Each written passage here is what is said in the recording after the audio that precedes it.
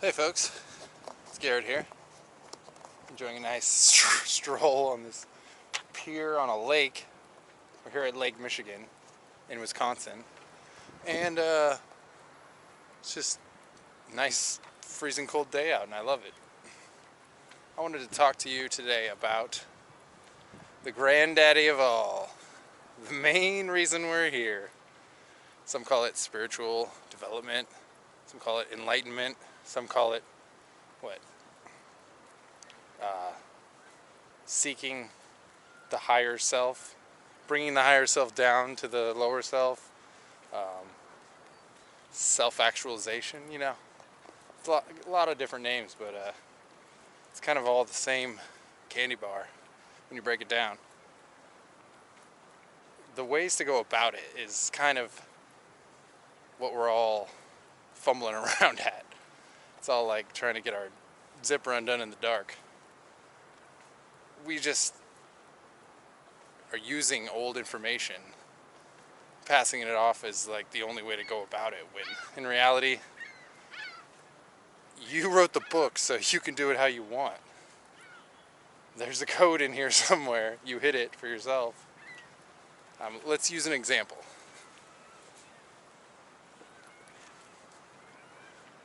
Pretend you've never seen this before. This delicious, squishy thing that you found and none of your previous programs are installed. So you're a clean slate. What would you do? How would you explore this, first off? Would you think you'd logically peel it with your fingernails? Or would you just fucking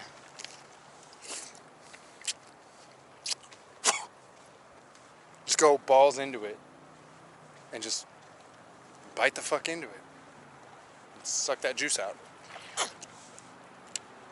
You probably do it that way. And then eventually you class it up a bit, pretty it up, however you want to go about it. But the main point to realize here is that face value is not what you want. Like, you can go about your life as the orange and never crack through to the good shit, the juice of why we're here. We're here for the juice, man. We're here to squeeze our own fruit and extract the juice. So those on the path are cracking into their pulp in the center, trying to get juice.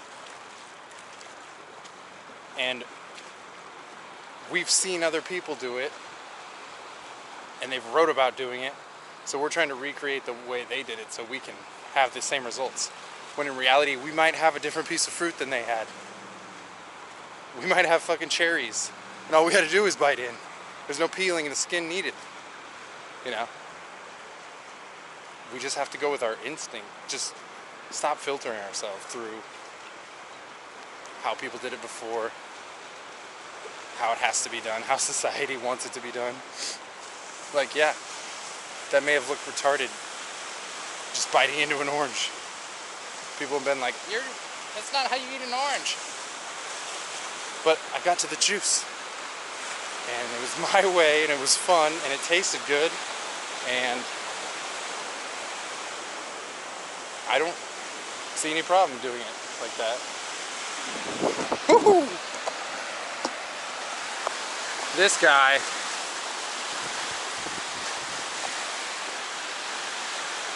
I wonder if he wants my orange. And then you give your juice to the world. That's the next step. Once you tap into your juice, you don't hoard it to yourself. He's like, nah. And that's another point. It's not meant for everyone. There's gonna be a fucking whale that eats that. A Fruitarian whale. First of its kind. And I just nourished his soul, and then he will go on to sing the best whale song ever. Probably how it works.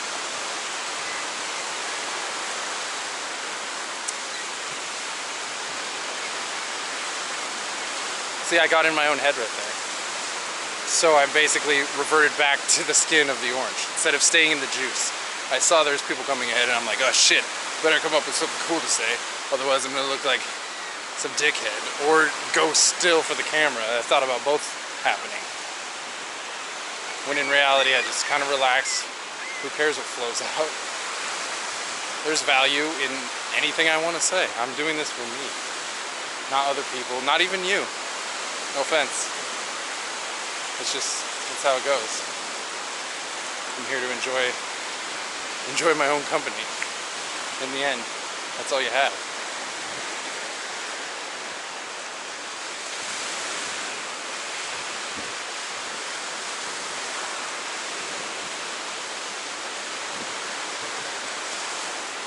Whether or not we take advantage of that or not. Now I'm just like rambling.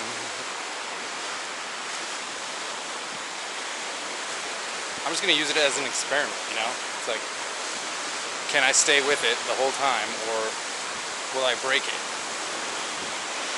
And then it's that, the pressure of having the eyes on you, that's what you kind of have to fall in love with, or just flip it around to where that's not scary anymore, and you kind of ride in that, oh shit, what's going on now?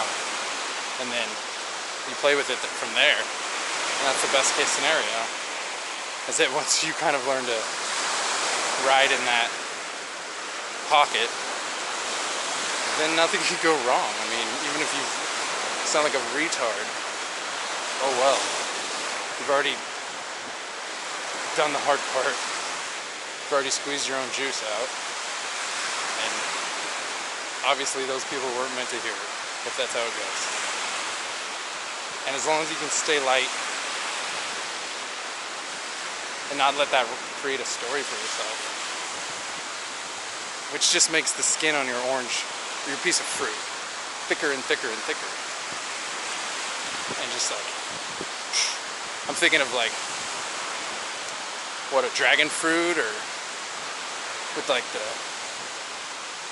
even a coconut. And then eventually, after lifetimes of not tapping through your own skin, then you will have some of the sweetest juice ever. You have some delicious coconut manna.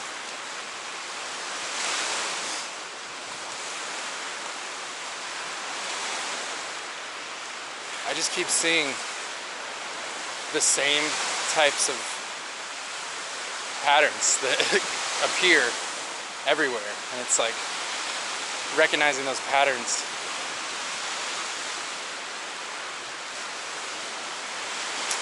I guess that's like paying attention to your breathing. Like when you notice, oh, I'm tense in my belly, relax that. You know, it's like, oh, I've seen this pattern before. I keep creating this for myself. Obviously I'm not learning, or I need a reminder, a refresher. The refreshers are kind of what, it's like you want to just level up and be done with that certain lesson, but then reality's like, nah. 6 months down the road, you get like an eclipse or a new moon in the same sign or some shit, and it's just like, let's see how you did again. It's like the finals. You know? You're always like, man, I already learned that shit. Can we just put it in the past? But nah, you gotta just... I find those lessons to be like staying hep to the shit. Even in jiu-jitsu, I'll be like, my God, how is my side control escapes shit? I'm limited to like throwing up Hail Mary submissions. There's like bicep slicers and buggy chokes. I actually don't know the buggy choke, but once I learn it, I know it's going to be a staple.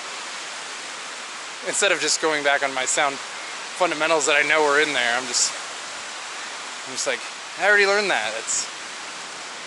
I want to use like new flavors in the game, which you can do that in life, but it's just, you're making your path interesting.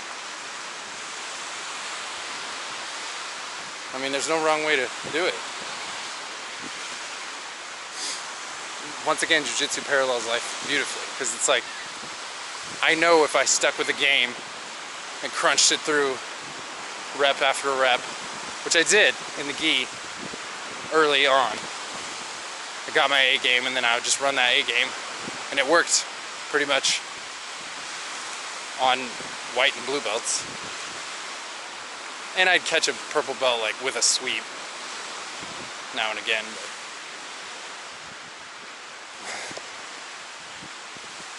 But now I'm always like just trying new shit every roll. But like, well, I saw this on YouTube, let me hit it. Which, same with life. It's like, you've done that problem before. You know how to tackle it. It's like, instead I'm like, let me run from it for like a month. And then turn around real fast and just kick it in the throat. See if that makes it go away.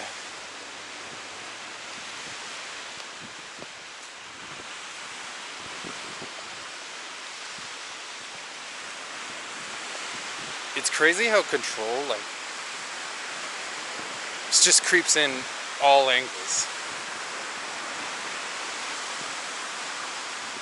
It's like, there's the actual face value control where you're like, I'm going this place, I'm doing this thing, I'm eating here. It's like, that's the real, like, machismo control. And then once you abandon that and you're like, I'm gonna flow with whatever the universe has, then the control sleeps in on you, seeps in, and it's like, well, I'm gonna keep this fear and this belief going, because that is control in a sense.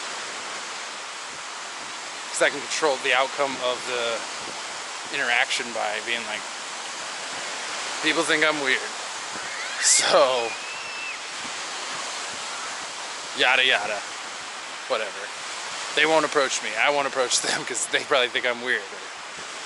Or I have to be ultra, like, to make up for my weirdness, I have to be ultra, like, not professional, but like just tone it down for how to be vanilla.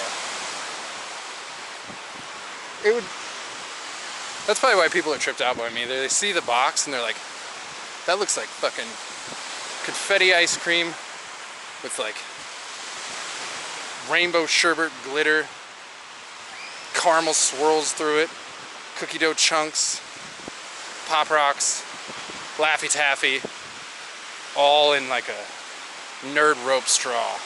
It's a milkshake. Psych.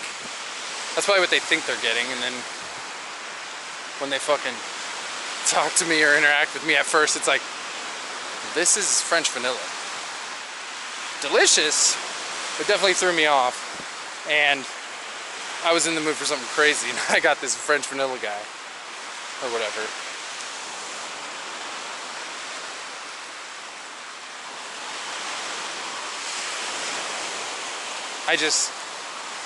I'm not like a cartoon character for everyone. Like, I don't know, this is me. Sometimes I'm weird, sometimes I'm regular, sometimes I follow the rules, sometimes I don't. You know, it's all, like, I love the everything in moderation, including moderation. Because now we're going to talk about human design. Like, that's where my brain went. It's like jiu-jitsu, human design, like spirituality shit. But as a projector without a sacral motor, we have a tendency to not know when enough is enough, which I didn't really realize that was my type of personality until I was on the ayahuasca farm, and the like shaman people were like, there's two types of people in ayahuasca ceremonies. There's the go big or go home people, or there's the holy shit, how do I avoid this at all costs while it's happening? And I was like, I always kind of felt like I was the avoiding guy because of like amusement parks. It scared the shit out of me, and I was always like, I'll go on the fucking kiddie coaster, but fuck you on that Superman coaster. But like, come to find out, I'm like, it sort of was avoiding, I don't know. It was just like, this is terrifying, one cup, and then I'll be like, but I know I'm at like this threshold of like, it's gonna be like agony unless I just drink the next cup. Like, I can hang on tooth and nail to this. or just drink the next cup and then whatever, let go. So, no sacral motor means no moderation. You never know when enough is enough. Which, yeah, once I look back on my life, I'm like, yeah, I took everything maybe a skosh too far. Maybe a little too literally on some things. I remember aging my own pee in my tiny house on the weed farm. Like a lot of it. Because I was like, I want that Ormus. And I just want magical powers from a pee. And then my ex was like, I'm sure she was like, what in the fuck is this guy doing? And yeah, I don't regret it or anything, but it's been like, maybe I could have like not aged it in up like above our bed. It was like it was a tiny house, man. You didn't have a lot of spots. But once again, just noticing. It's like breathing. So that becomes another thing I have to notice. Am I taking shit too far? Is enough enough, you know? Like, even with things that you don't think, it's like, I get into relationships and I'm like, holy shit, this is not cool. Like, I'm losing me, losing the things I need. It's like I'm giving more than I'm getting. And then I'm like, well, it's time to pull the ripcord. But it's like, even that is like, busted. Man, everything makes me miss Leo. So far. Like, I haven't got the wave of sadness like the first couple times. Despair and sadness, but I'm like, getting these like, tinges of like, holy shit. Like that squirrel, seeing that squirrel hop away, I'm like, fuck. And I saw like another cat on Instagram and I was like, shit. I feel like there was a song or something that I saw.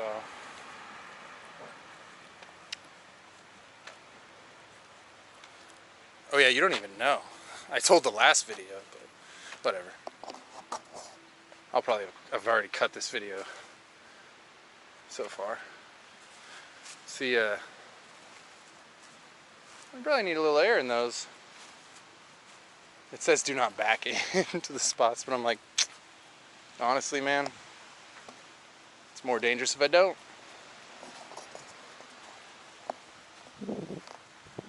Like, even is my rule breaking, like, become, it's like, I don't know, stuff becomes, it's like, when is enough enough? When is it time to follow the rules, you know? It's just worth pondering. Like, I just always taking this, like, don't identify with what you do as who you are.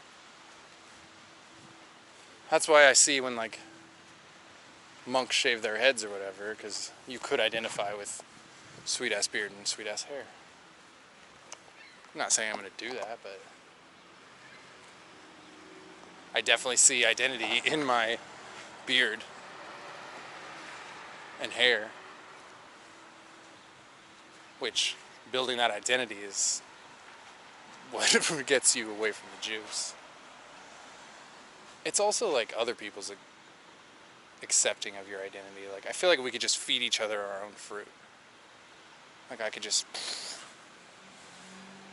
here's my orange, eat it, you know, if we accepted each other.